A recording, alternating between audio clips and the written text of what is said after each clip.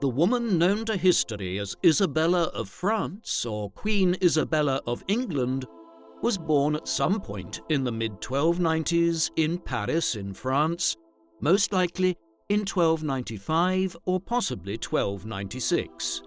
The exact date is unclear, a not uncommon occurrence when it comes to medieval births, for which records can often be fragmentary. Her father was King Philip IV of France, known as Philip the Fair on account of his alleged good looks. He had succeeded to the French throne in 1284. Philip was also King of Navarre on account of his marriage to Isabella's mother, Queen Joan of Navarre, a small kingdom which lay primarily on the Spanish side of the Pyrenees in what is now the Basque country in the northeast of Spain. She and Philip had married in 1284. Isabella was their sixth child. 2 daughters had been born before her, Margaret at some point in the late 1280s and Blanche in 1290. Blanche died when she was 3 years old in 1294, before Isabella came into the world, and Margaret would also die in childhood in 1300, making Isabella her father's only daughter within a few years of her birth, and hence a valuable bargaining chip when it came to the politics of Western Europe. Isabella also had 4 brothers: Louis, born in 1289, Philippe, born around 1291, Charles, born in 1294, and Robert, born in 1296 or 1297, and thus Isabella's only younger sibling. Robert would die too in childhood, but Louis, Philippe, and Charles would each live to become kings of France and Navarre, one after another. The political circumstances of both France and England by the time of her birth in the late 13th century are critical to understanding the trajectory of Isabella's entire life. Unlike in early modern and modern times, France was not a united kingdom during either the High Middle Ages or the later medieval period. It was deeply divided, with powers such as the Dukes of Burgundy holding extensive lands in the east of the country, and others, such as the Counts of Flanders, dominating the region around much of Belgium and northeastern France. The papacy in Rome even controlled a small fiefdom in southern France centred on the city of Avignon. The kings of France nominally claimed control over the whole country, yet their power was prone to rising and falling over the decades, with various nobles and lords exercising great amounts of independence when there were weak rulers in Paris. In contrast, King Edward I of England had created one of the most powerful kingdoms in Europe since his accession in 1272, imposing English control over Wales and also waging war on Scotland to try to unify all of Britain under his rule, while he also held extensive lands in Ireland. In France, Edward held much of the southwest of the country around Bordeaux and its hinterland as Duke of Aquitaine, though this was a far cry from his predecessors in the 12th century, who at one time had held nearly half of the territory of modern-day France, with vast regions in the north and west being under English control. What this French legacy meant was that the affairs of the kings of England and France were inextricably interconnected, and this would impact on Isabella's life when she was just a child. It would continue to do so down to the end of her life, and her son would attempt to impose himself as King of France from the late 1330s onwards. Unlike many of her predecessors as Queen of England in the 12th and 13th centuries, there are a large number of sources extant today for the study of Isabella's life. Many of these were chronicles written in the medieval tradition by figures like Thomas Walsingham, a late 14th century Benedictine monk who wrote an extensive history of the rulers of England from the early 14th century up to his own time. Another was Walter of Swinbrook, whose Chronicon Angliae, or English Chronicle, charted the reigns of Isabella's husband Edward II and her son Edward III, in the process providing many details on Isabella herself and her role in both. A French chronicler, Guillaume de Nangis, wrote extensively on events at the end of the 13th century in a way which pertains to Isabella's very earliest years and the circumstances that gave rise to her marriage with Edward II.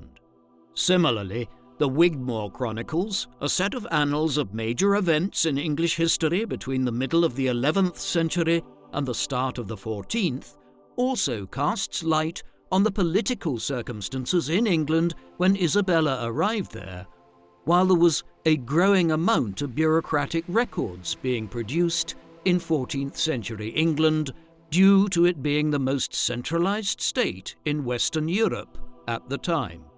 Yet these sources have their limitations. Medieval chroniclers did not write with the aim of maintaining an objective perspective as modern historians aspire to.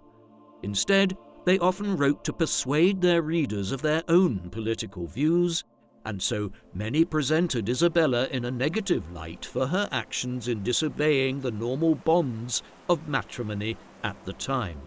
As will become clear, though, her actions were often those of a woman who had learned from a young age to survive by her wits.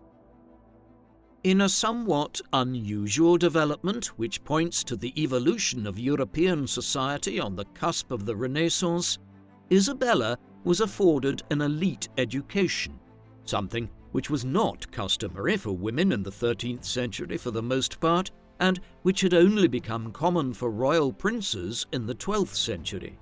Many rulers as recently as the 11th century had been illiterate and left the business of government largely to church figures and scribes, considering warfare their true domain.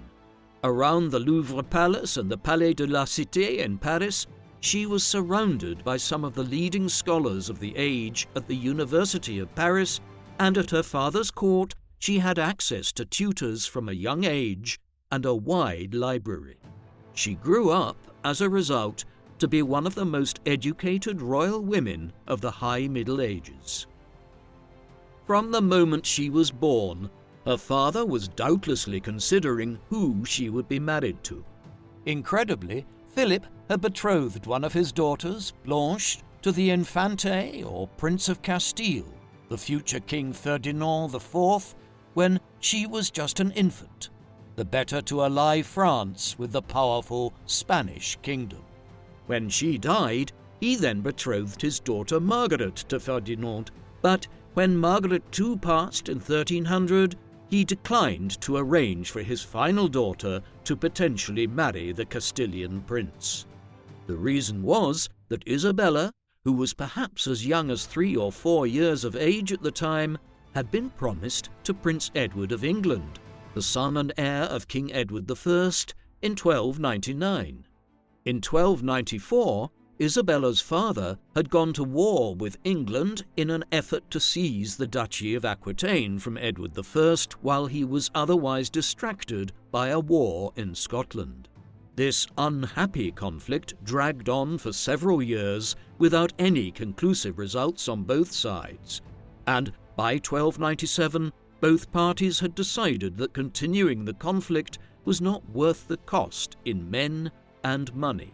Peace negotiations were entered into and were finally concluded in 1299 when the 60-year-old Edward I, a widower for nearly a decade, married Philip's 17-year-old sister Marguerite, while Isabella was betrothed to Prince Edward, who at least was closer to her in age, having turned 15 in the spring of 1299.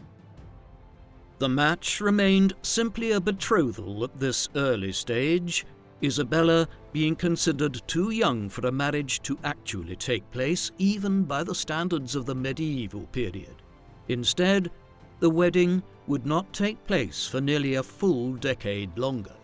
It was finally solemnized at the Church of Our Lady in the town of Boulogne on the northern coast of France, overlooking the English Channel, on the 25th of January, 1308.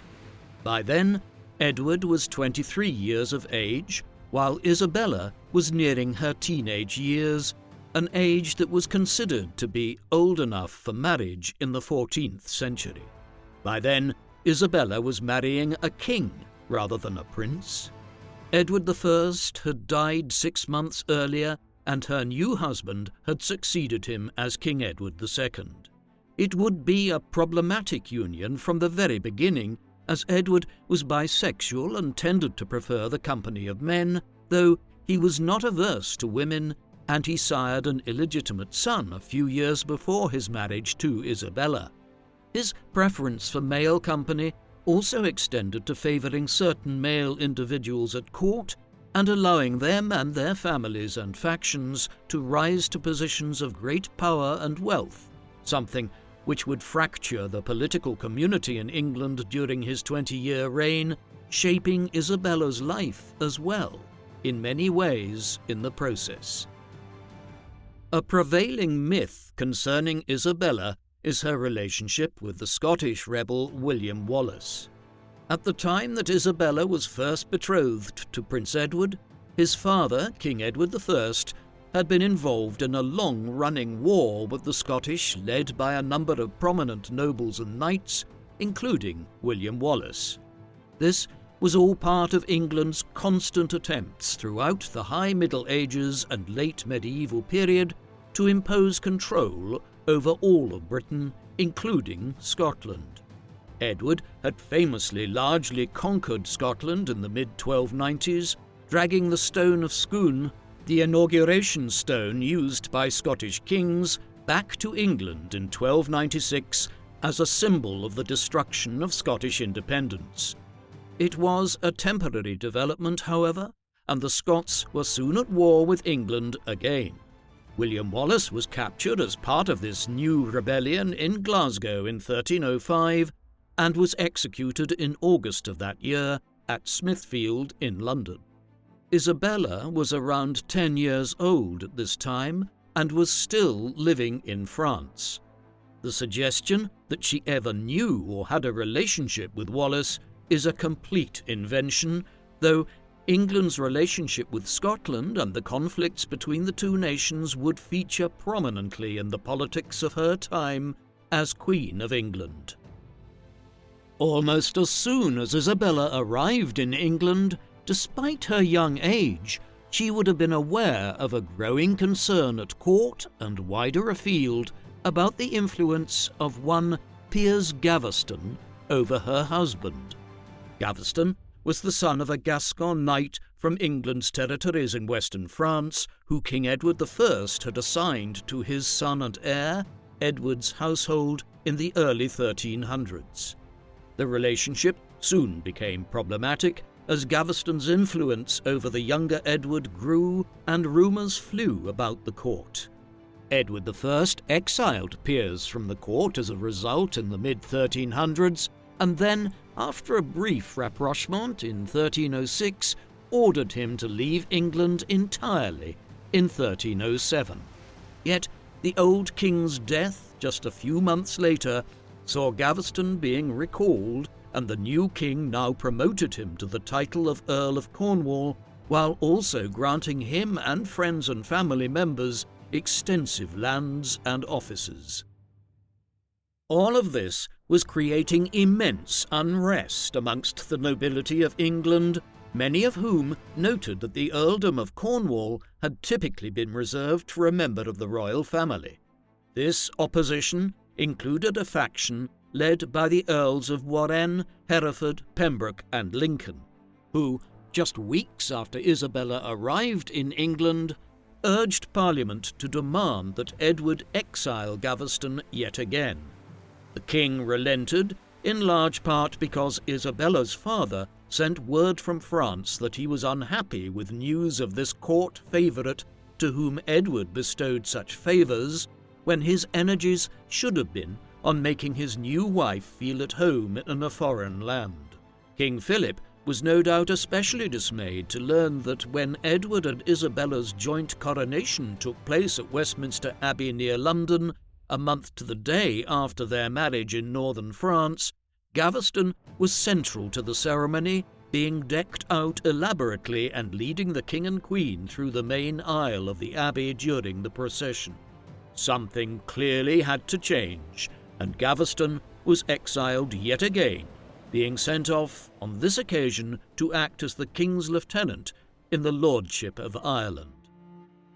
Ireland was only a short boat ride away from Wales, and it was perhaps inevitable that Edward, who had been miserable when Gaveston left, conspired for Piers to return secretly in the summer of 1309.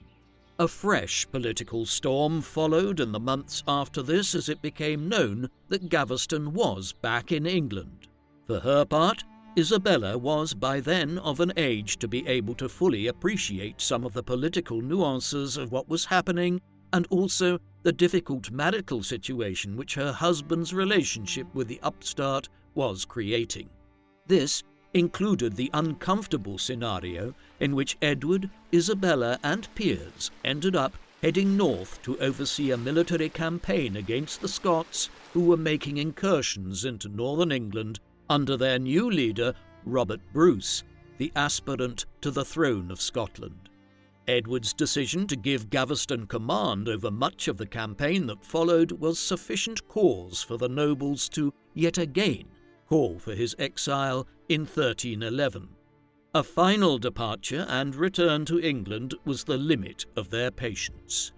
When he reappeared in England in 1312, a cohort of nobles led by the Earls of Lancaster, Warwick and Pembroke orchestrated to have him detained and killed that summer. Isabella must have breathed a sigh of relief, but there would soon be a new royal favourite and new problems, while the tensions between Edward and his nobles would continue virtually unabated for the next 15 years. Eventually, as she grew older and learned to look after her own interests, Isabella would move from being a bystander in these political intrigues to a major player herself. Isabella's relief at the death of Gaveston in the summer of 1312 was added to by the birth of her and Edward's first child just a few months later. Edward of Windsor was born on the 13th of November 1312 at Windsor Castle and was named after both his father and grandfather. Young Edward, like his mother, would have to grow up prematurely in his early teenage years as political events conspired around him. All of that was to come, though. In the interim, Isabella and Edward II had 3 further children, while suffering at least one miscarriage. Another boy, John, was born in 1316, solidifying the line of succession with 2 male heirs.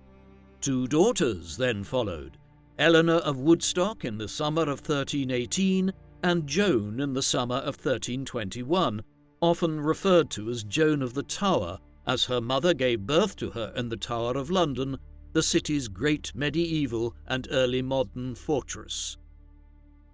Isabella was seemingly central to one of the more colourful episodes to occur at the French court in the early 14th century, the Tour de Nesle affair, named after a guard tower of the old city walls of Paris. Each of her brothers had married into the nobility of Burgundy of eastern France, which, as we have seen, was a powerful rival to the French crown for dominance over large parts of the country, and would remain so for another century and a half. Her brother, Louis, for instance, married Margaret of Burgundy, the second daughter of Robert II, Duke of Burgundy. Philippe married Joan, the daughter of Count Otto IV of Burgundy. Finally, Joan's sister Blanche of Burgundy married Isabella's other brother, Charles. The affair has taken on a quasi-legendary aspect over the centuries. Rumour at the time had it that, on a major state visit to France in the summer of 1313, shortly after the Gaveston affair had seemed to bring a period of temporary peace to England, Isabella had sewn some purses for each of her brothers and her sisters-in-law. Not too long afterwards, at a social gathering at court, she noticed that two knights, Sir Gautier of Aunay and Sir Philippe of Aunay, were carrying the purses which she had embroidered for two of her sisters-in-law, Blanche and Margaret. Fearing that they were engaged in affairs with the two knights, Isabella relayed her concerns to her father. King Philip responded by having some of his spies monitor the two knights and his two daughters-in-law. The results of the investigations led to the conclusion that Blanche and Margaret had been engaged in infidelities, meeting the two knights at the Tour de Nesle Tower along the city walls. In the ensuing fallout, it was also concluded that while Philip's wife, Joan, had not been unfaithful to her husband, she had known of the affair her sister Blanche was engaged in and was complicit in a sense as a result. In the period that followed, both Blanche and Margaret were arrested and placed in prison, while Sir Gautier and Sir Philippe were executed for their role in what was a serious social and political embarrassment for the French royal family. Blanche and Margaret were placed on trial and subjected to a public humiliation by having their heads shaved. They were then sent to the Château Gaillard. Margaret died within a year, perhaps on the orders of her husband, who had become king after Isabella's father's death in November 1314, while Blanche remained imprisoned until her marriage was finally annulled in 1322, and her husband was free to marry again. Joan was eventually forgiven by her husband for her alleged role in covering up her sister and sister-in-law's actions. Isabella came out of the entire affair looking poorly to the French populace, who eventually felt sympathy for Margaret and Blanche's plight. The royal visit to France in the summer of 1313 was important in other ways. It was an episode which saw Isabella emerge for the first time as a significant power broker between England and France, and her entry into the world of high politics as she became what we would now deem to be a young woman. The occasion was the triple knighting of her three brothers, who would then knight hundreds of other Frenchmen in a grand royal occasion which symbolized the arrival of a new generation of French nobles and leaders. Days of celebrations occurred in which Edward and Isabella were often central. There was a formal event as well, in which many individuals, Isabella included, took the cross, the symbol of the Crusaders that had been worn since 1095 when the First Crusade began, though by 1313 the Crusader states in the Holy Land had all been conquered by the Islamic powers there. We get an insight into the foibles of royalty here, as one chronicler noted with some amusement that Edward and Isabella overslept for the ceremony of the taking of the cross. More seriously, negotiations followed in the days ahead in which King Philip, Isabella's father, assured Edward that he would have support from France if he needed it against his fractious nobles back in England.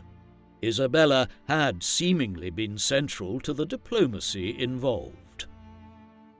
Back in England, Isabella was soon learning that the murder of Gaveston had not brought an end to the domestic turmoil of her husband's realm. In the months prior to Gaveston's fall, the faction which was opposed to him had come to be controlled by Thomas, 2nd Earl of Lancaster, a first cousin of Edward's, whose grandfather was King Henry III, and whose father, Edmund Crouchback, had been King Edward I's brother. Thomas also traced his ancestry on his mother's side back to the royal families of France and Navarre. This made Lancaster the most powerful noble in England, and he had been instrumental in Gaveston's downfall. After the favourite was murdered, there followed an uneasy reconciliation between him and the king, one in which it was made clear that Edward was a monarch whose power had been seriously undermined. The years that followed were consequently characterized by continuing political turmoil. compounded when the Scots won a major victory over the English at the Battle of Bannockburn in June 1314, gaining the upper hand in the Scottish War of Independence in the process. As Edward lay on the precipice of losing Scotland, which his father had largely completed the conquest of 20 years earlier, his standing in the eyes of his nobles plummeted even further. The years that followed were marked by a growing drift towards outright conflict yet again between Edward and his nobles. The instability was compounded by a major famine between 1315 and 1317, aroused by bad weather and the mass outbreak of a bovine disease which eviscerated cattle stocks across England. The Crown did nothing to assuage public opinion during this time by continuing its lavish spending, Isabella included, who had developed a habit of wasting large amounts of money on overt pomp and ceremony. When she had visited France without her husband in 1314, for instance, the expedition required 27 ships and 13 barges to transport all of her belongings and servants across the Channel. Such frivolous expense did not go unnoticed amongst her and Edward's subjects. Yet, as damaging as the famine of the mid-1310s, the loss to the Scots, and the Crown's profligate spending were, the issue which would spark another crisis and war was the King's continuing promotion of court favourites. For a time after Gaveston was murdered, the individual involved was Roger d'Amory, but he was soon displaced in the King's affections by Hugh Despencer the Younger, the son and heir of Hugh Despencer the Elder, Baron Despencer. As Despencer rose as a new version of Gaveston in the late 1310s, a Despencer faction emerged as well, with many individuals around him being given lands, titles, and offices by the king. The nobles were not impressed, and in May 1321, war broke out in England as a faction led by Lancaster, Humphrey de Bohun, 4th Earl of Hereford, and a former Lord Lieutenant of the English Lordship in Ireland, Roger Mortimer, emerged to challenge Edward and the Despensers. The Despencer War, as it is often termed, lasted for 10 months between May 1321 and March 1322. In its early stages, the alliance of anti-Despencer nobles had the better of it and converged on London. It was this military action which forced Isabella to take refuge in the Tower of London and so gave birth to her daughter Joan there. It was just weeks later that Isabella intervened, with Edward apparently going down on her knees before her husband and imploring him to expel Despencer from England in order to bring peace back to the country.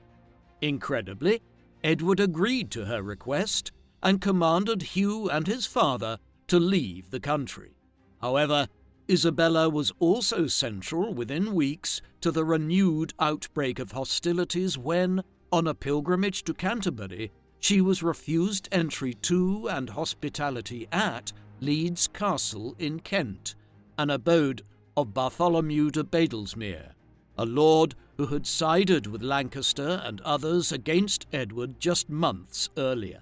The king took this rebuff of his wife as the excuse he needed to recommence the war, and within weeks the Despensers were back in England with fresh reinforcements.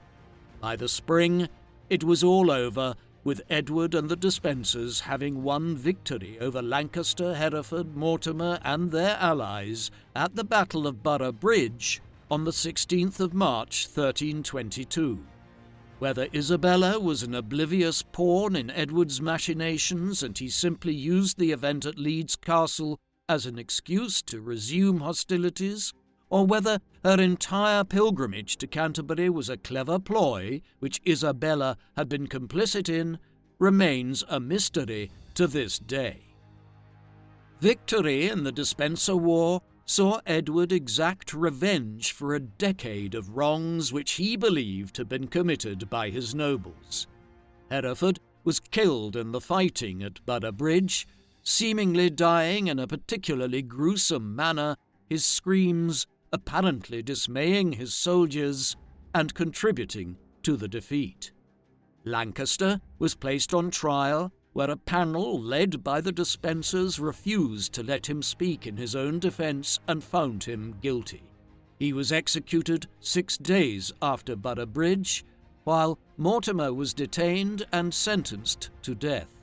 However, he would have his sentence commuted to life imprisonment in the Tower of London in what was a significant development for Isabella's future affairs.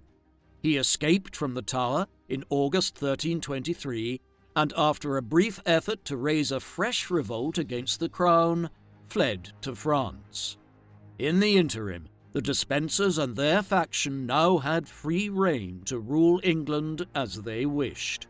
For his part, Edward began inflicting punishment on anyone who he perceived to have been responsible for Gaveston's murder back in 1312, and the undermining of his royal authority ever since.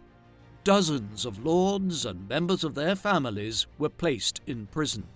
Others were even less fortunate. Bartholomew de Badlesmere, the owner of Leeds Castle, where Isabella's being refused hospitality in the late autumn of 1321 had reignited the Despenser War, was dragged by a horse through the streets of Canterbury before being hanged and decapitated outside the town, his head placed on a pike overlooking anyone who entered or left the Kentish religious centre as a symbol of Edward's newfound power and tyranny.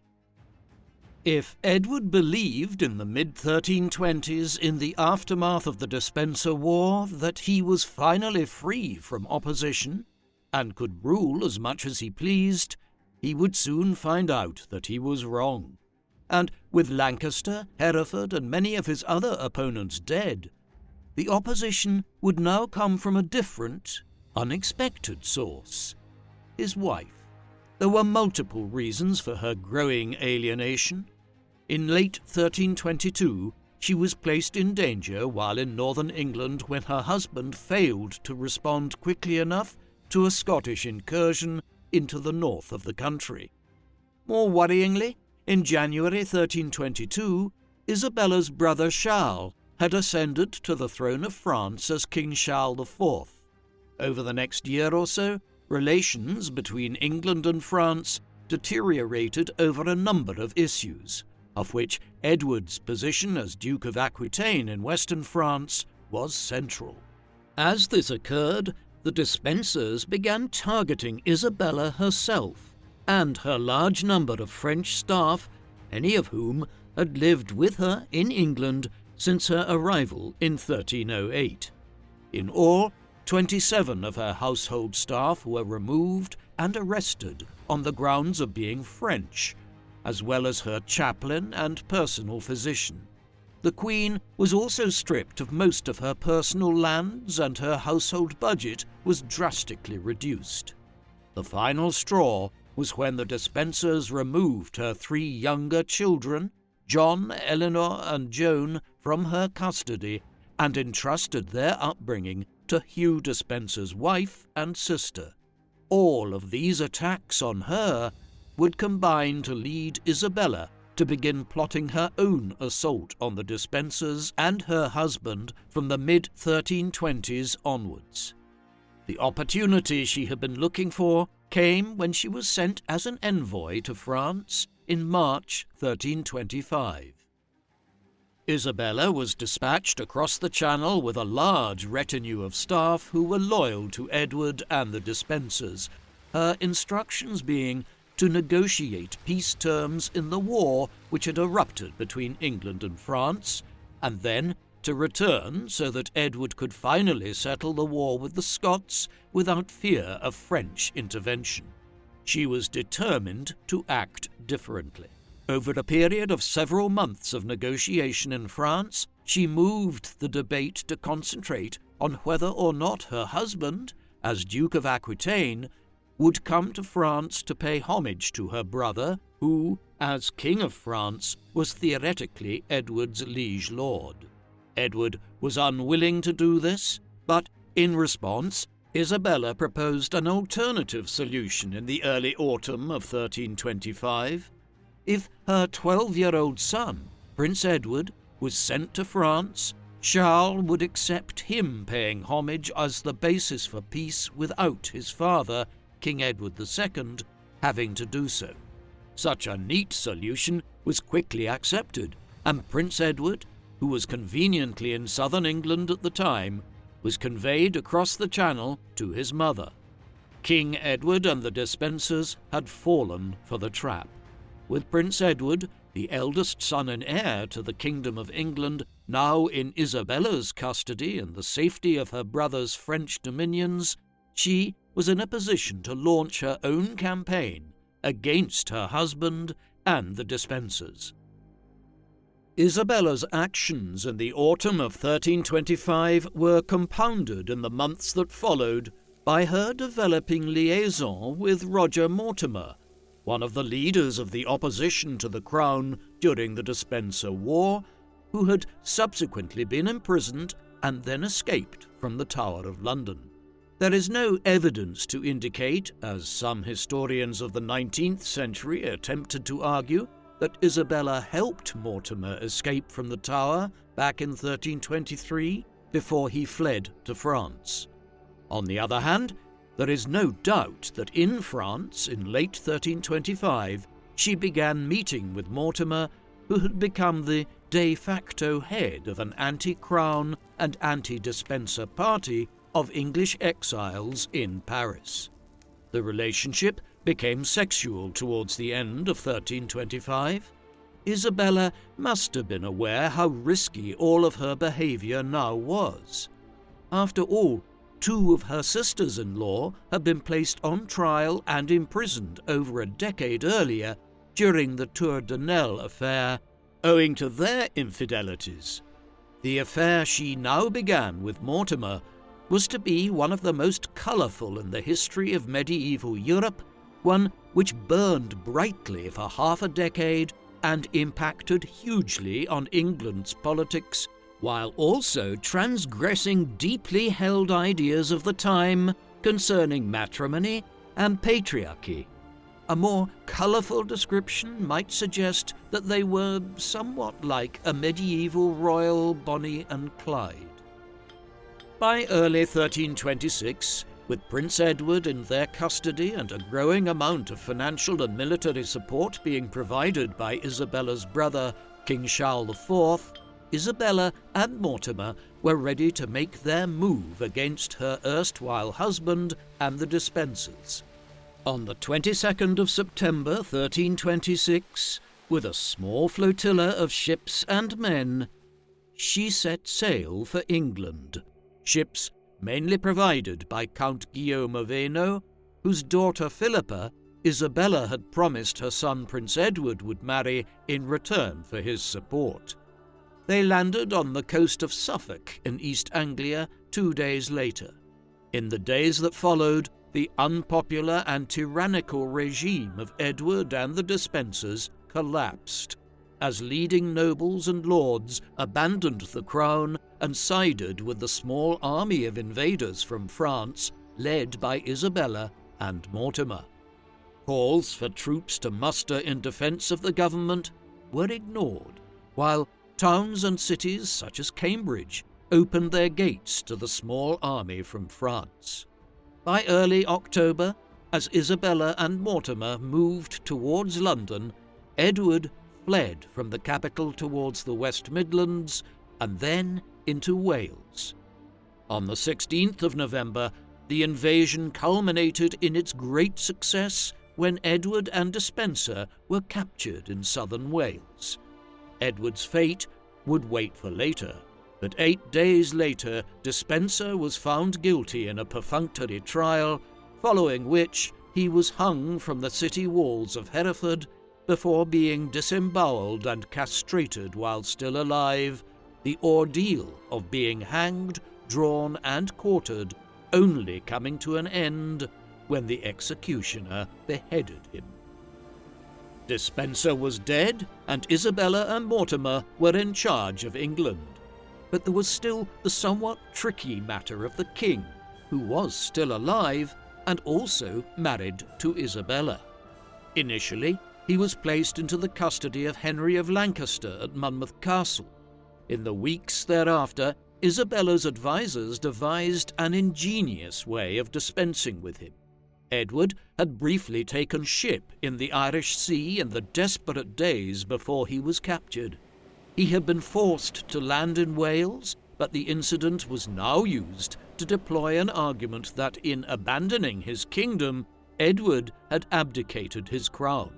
The logic followed that when he did so, Isabella and his eldest child, Prince Edward, succeeded him as King Edward III. Thus was the 14-year-old Edward installed as king in January 1327, though with Isabella and Mortimer now heading up a regency government on his behalf during his minority. They would be the real power behind the throne for years to come. The deposed king was moved to Berkeley Castle in the spring of 1327. He was, apparently, well treated there in his imprisonment for the next several months. That is, until the 21st of September, when he was almost certainly discreetly murdered on Mortimer and Isabella's orders. Isabella and Mortimer were received in England when they arrived from France in the autumn of 1326 as saviours from the quasi-tyranny of Edward II and the Despenser faction. However, many people soon realized that they had simply swapped one form of irresponsible kleptocracy and heavy-handed rule for another. In particular, the land grab which Isabella and Mortimer engaged in the course of 1327 and 1328 was incredible. Isabella had her dower lands, which had been stripped from her back in 1323, returned to her, but in addition, she seized huge estates which made her wealthier than any magnate had been in England for decades, with an annual rental from her lands across England and Wales that exceeded, by a considerable margin, those that Thomas of Lancaster, the greatest noble in the kingdom during much of Edward II's reign, had controlled.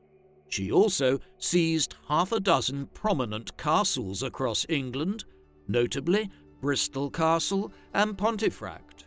She'd go on to drain the exchequer of any remaining funds, some admittedly to pay off her soldiers, but others to finance her own largesse in the years ahead.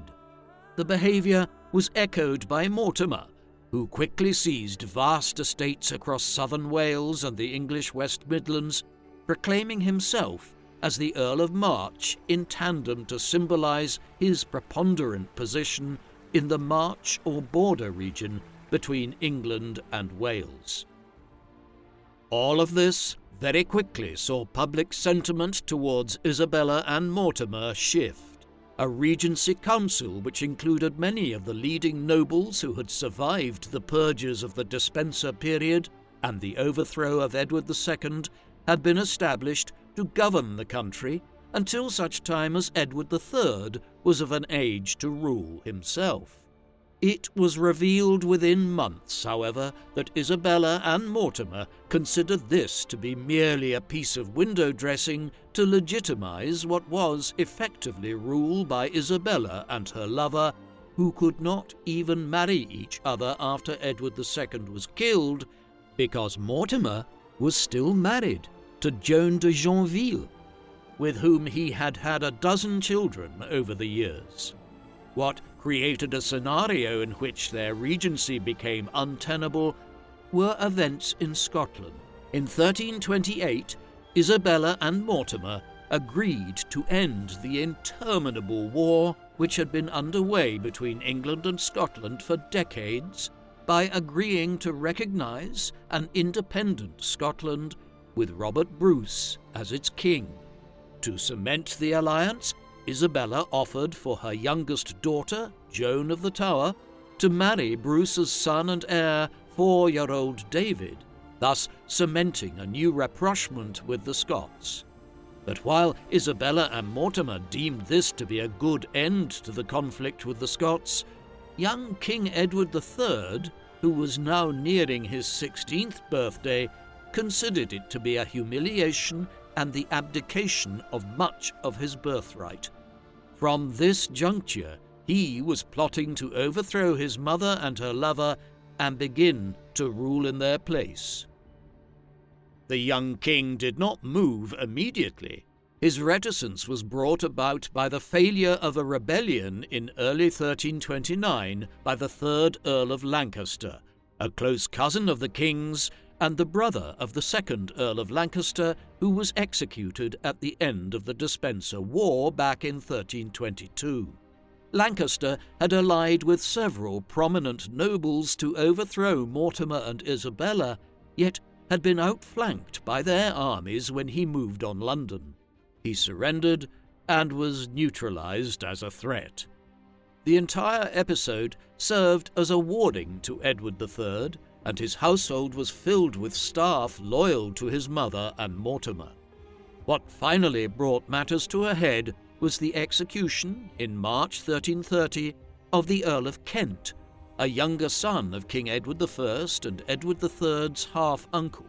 The political realm was shocked by this transgression, and Lancaster now implored Edward to act, which he did.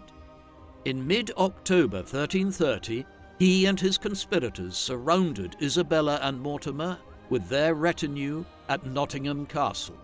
Both were detained, and Edward finally affirmed his decision to begin ruling in his own stead on the cusp of his 18th birthday.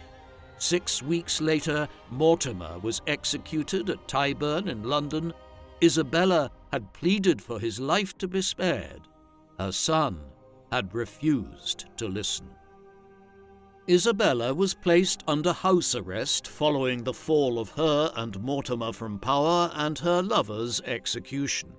Her detention was at Berkhamsted Castle in Hertfordshire to begin with for several weeks, before she was moved to Windsor Castle shortly before Christmas 1330 in what was evidently a relaxing of her conditions, as she was placed closer to where her son would have contact with her. During these months, there were clearly conversations had with her about how she could be reconciled to the new situation and rehabilitated. The story which would be presented going forward was that Isabella had been led astray by the malevolent Mortimer and as a result had temporarily failed to live in a manner which lived up to her responsibilities towards her son as King of England. As these negotiations were underway, she was also mourning Mortimer, and such was her emotional state that more than one historian has concluded that she suffered a nervous breakdown of some kind during these months. Eventually, she recovered, and ever a realist and pragmatist when it came to politics, she agreed to the new narrative which had been decided upon.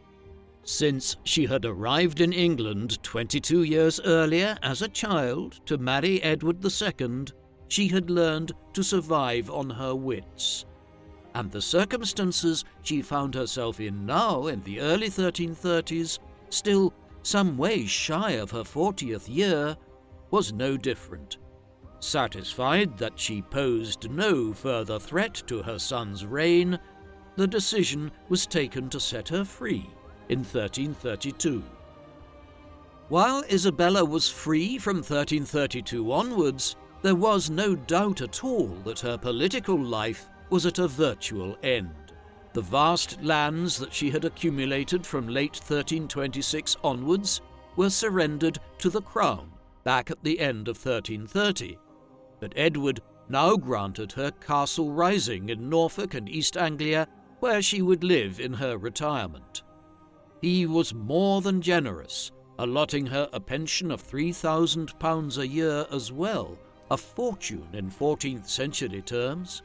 Despite a belief in the past that Isabella was in semi-exile here, this was certainly not the case. She was regularly visited over the years by leading nobles calling to see the Queen Dowager and the mother of the king, while Edward III called on occasion too, during which Castle Rising was transformed into the centre of the political world in England as the royal court relocated here.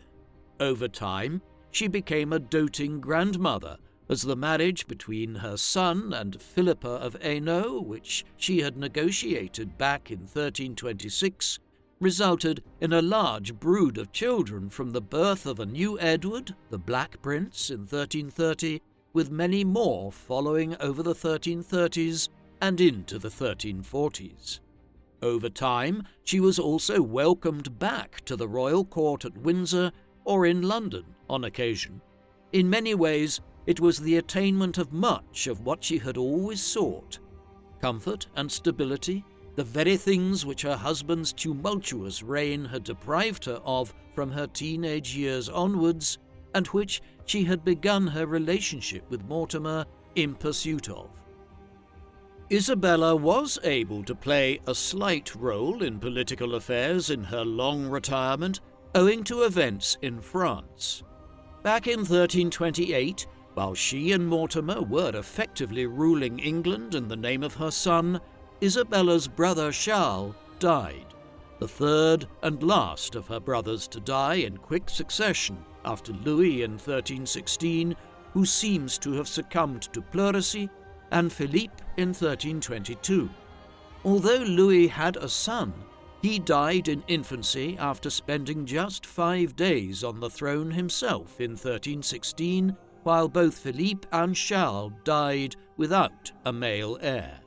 Furthermore, the Salic law in France forbade a woman from becoming queen regnant, unlike in England. This opened up the possibility of Edward III having a legitimate claim to the French throne on account of his being the son of Isabella and the grandson of King Philippe the Fair. However, at a meeting of the French nobles shortly after Charles's death, it was determined that Philippe, Count of Valois, would succeed as King Philippe VI and start a new royal line. This dispensation held firm for nearly a decade. However, in 1337, England and France ended up at war after Philippe attempted to confiscate a chunk of England's remaining lands in western France around Gascony and the county of Ponthieu. With this, Edward went to war with the French. And not only that, but he decided to press his claim to the throne of France, which had been passed over in 1328. It was the beginning of what would be the 100 Years' War between England and France, as successive English monarchs tried to resurrect the Angevin Empire of the 12th century, when England had ruled much of France. As the woman through whom Edward based his claim to the French throne, and as one of the only senior surviving members of the royal house of Capet, Isabella suddenly had a new political significance from the late 1330s onwards. The 100 Years' War is generally divided into several distinct phases, in some of which England's fortunes were buoyant, while in others France gained the upper hand. The first phase lasted from the outbreak of the war in 1337 down to 1360, and was, generally, one in which England had the better of the fighting, particularly in the mid to late 1340s, when Edward led campaigns to France and won major strategic victories at the battles of Crécy in 1346 and the Battle of Calais the following year. With this, peace negotiations in which it was assumed the French would make considerable concessions to Edward were commenced. At this juncture, there was a proposal that Isabella, with her French heritage, would possibly be sent to France to negotiate on behalf of her son, whose claim to the French throne was based on Isabella being the last surviving child of King Philippe the Fair. Yet the outbreak of the Black Death, the worst first wave of the bubonic plague across Europe, scuppered the planned diplomatic mission and stalled affairs in the wider war thereafter for several years. It was not until 1356 that a major breakthrough was made again when Edward won another significant victory at the Battle of Poitiers, where King John II of France was captured. Following this, Isabella was involved in English negotiations with Charles II, King of Navarre, whose dominions lay to the south of the English possessions in Aquitaine in southwestern France, and who was a relative of Isabella's, his grandfather having been King Louis X of France, Isabella's brother. Charles was aiming to claim the French throne himself after King John was captured at Poitiers, though he failed in this, and whatever Isabella's intervention with him might have achieved, it could not stop Charles constantly switching sides in the wider conflict between France and England. The diplomatic mission to Charles of Navarre was one of the last actions of Isabella's life. She appeared at Windsor Castle, which her son had expanded dramatically to make the finest royal castle in England, for the St. George's Day celebrations there on the 23rd of April 1358, and was noted for the riches of her dress, which purportedly was inlaid with hundreds of precious gemstones, such as rubies, and upwards of 2,000 pearls. This ostentatious display of wealth was somewhat in contrast to her decision just a few weeks later to take the nun's habit of the Poor Clares, or Order of St. Clare, a monastic order founded centuries earlier by St. Clare of Assisi, one of St. Francis's first followers. She had been ill for several months and must have been aware, when she made this decision, that her life was coming to an end.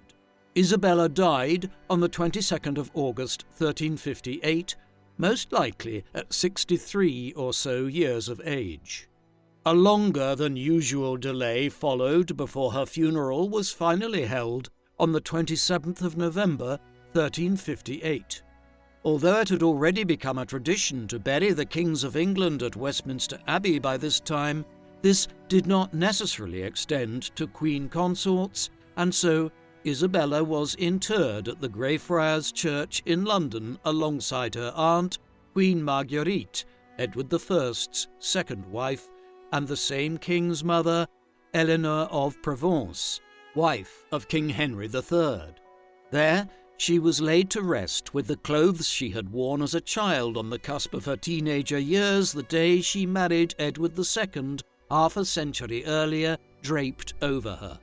Her daughter, Joan of the Tower, was buried there as well 4 years later.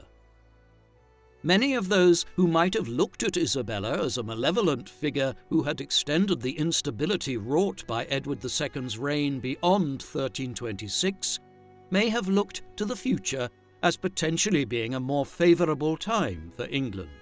And it must be said that for a time in the middle of the 14th century under her son, the kingdom's fortunes did markedly improve, as England had the better of the opening stages of the 100 Years' War. But they would soon have been disabused of this notion in the period following Isabella's death. England's problem, it transpired, did not lie with the former queen, but within the wider politics of the realm.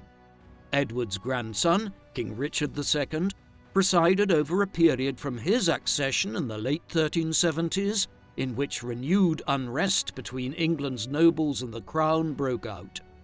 It ebbed and flowed until he was overthrown and killed by his cousin Henry Bolingbroke, Isabella's great-grandson, in 1399. And this only led to a period of vague stability until the middle of the 15th century, when a new civil war, the Wars of the Roses, erupted again.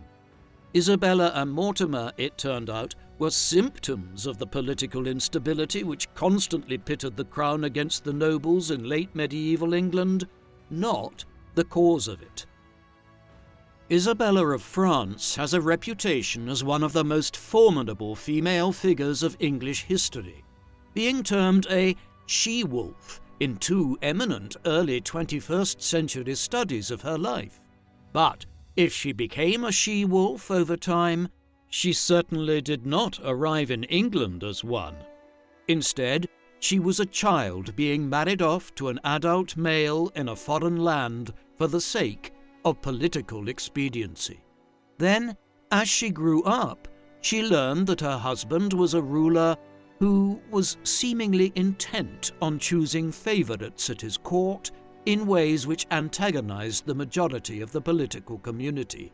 There was constant instability around her and war with foreign enemies. In this environment, she had to adapt and became ruthless herself in trying to promote her own interests in a situation where she knew her husband would not. It was this situation which led to her eventually beginning her relationship with Mortimer and overthrowing her own husband. She was badly regarded for centuries as a result, a development which simply points towards a latent misogyny in assessing the actions of a woman who was deemed to have broken the natural laws of matrimony. Many historians in the 19th and early 20th centuries suggested that she destabilized England as a result. But in reality, the conflicts of the 1320s were merely few amongst many which characterized the English crown's relationship with the wider political community between the 12th and 17th centuries. Ultimately, if Isabella was ruthless, it was in response to finding herself in this politically volatile environment at such a young and vulnerable age. What do you think of Isabella of France? Was she a malevolent schemer who destabilized England, or was she simply a woman who, having been cast into the maelstrom of English politics as a child, learned to survive as best she could? Please, let us know in the comment section. And in the meantime, thank you very much for watching.